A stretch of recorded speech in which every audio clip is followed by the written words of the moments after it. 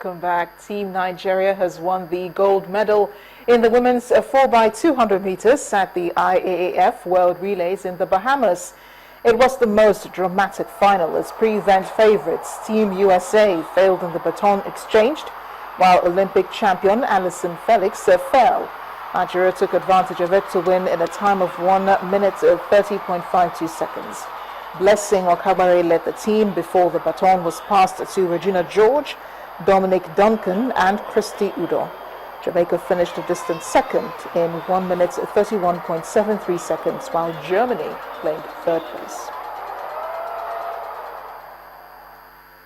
African under-20 champions, the Flying Eagles of Nigeria, have arrived in Germany in preparation for the FIFA World Cup. The African champions, made up of 26 players and 10 officials, headed straight for Nuremberg, where they will be for the next 3 weeks, finalizing their preparations for the tournament in New Zealand. The squad will be joined by 4 other Europe-based players in Germany, namely Isaac Success, Wilfred Ndidi, Moses Simon and Kelechi Iheanacho. The team have until May 15th to submit a final 21-man squad for the World Cup, which begins on May 30th. Chelsea secured the English Premier League title earlier today by beating Crystal Palace 1-0 at Stamford Bridge.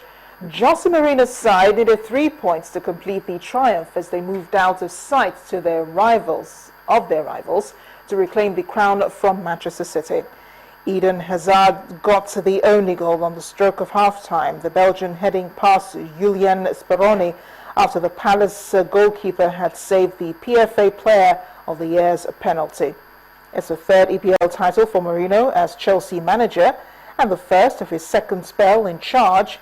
It's the club's 5th top-flight title and comes 5 years after their last and 60 years since their first. A security expert, Chris Eaton, says governments have to work side by side with football bodies to counter match fixing. The former FIFA security chief says football is facing a crisis of credibility with its fans over match fixing and is the most corrupt sport in the world today.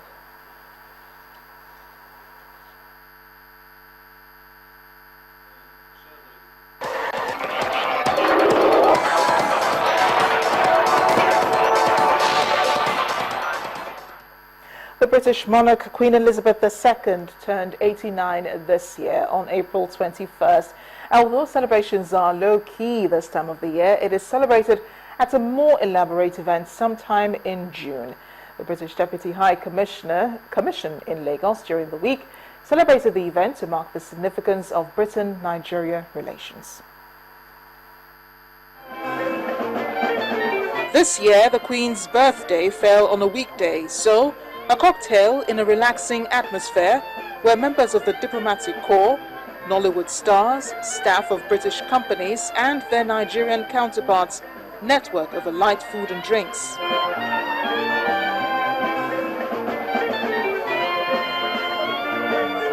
But the essence of the evening is not forgotten.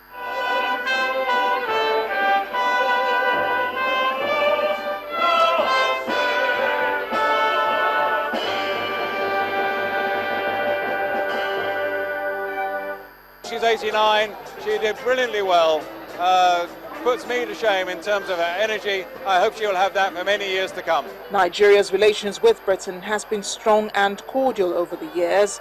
That relationship has turned into one of great respect following Nigeria's recent elections, as explained by the British High Commissioner, Mr. Andrew Pocock. We're on the cusp of a change of government with an incoming president, so it seemed to me a good thing and an appropriate thing to drink to the health of both presidents.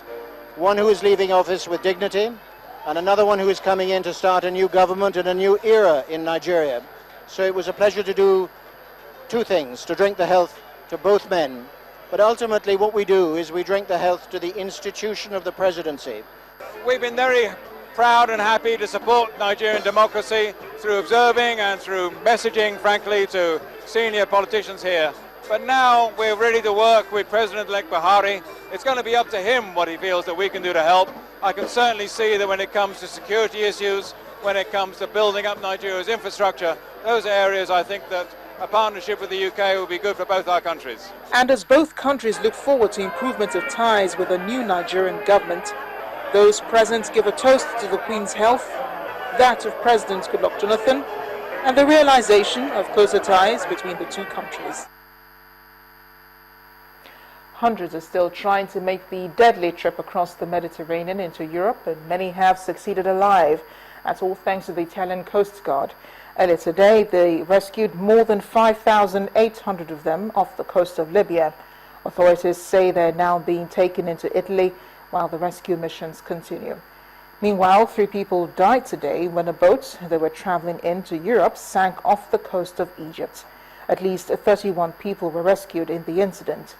Europe's leaders have been discussing ways to triple funding for rescue operations run by the EU border agency Frontex, and some countries have threatened they would not take kindly to those trying to smuggle people across.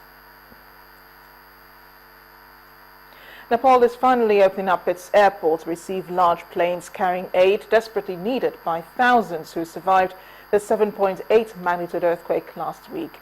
About 100 U.S. Marines, 2 helicopters and 4 Ospreys capable of vertical takeoff are now in the Kathmandu airport.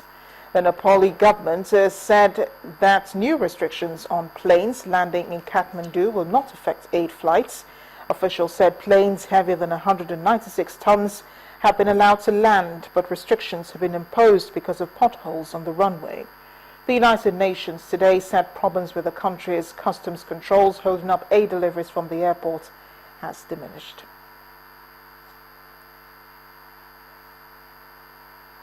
And the main news again. The fuel scarcity across the country has been biting harder. Premium motor spirit, also known as petrol, now sells for between 130 and about 300 naira. The army has handed over women and children rescued from insurgents in Borno State to the National Emergency Management Agency, NEMA. Is now to assume full responsibility for the rehabilitation of the freed captives, most of whom are reportedly malnourished, ill or traumatized. And voters in the UK are preparing for the polls in which incumbent Prime Minister David Cameron is seeking re-election. That's the news at 10 tonight. Thank you for watching. I am Amurat Shilbani. Good night and enjoy the rest of your week.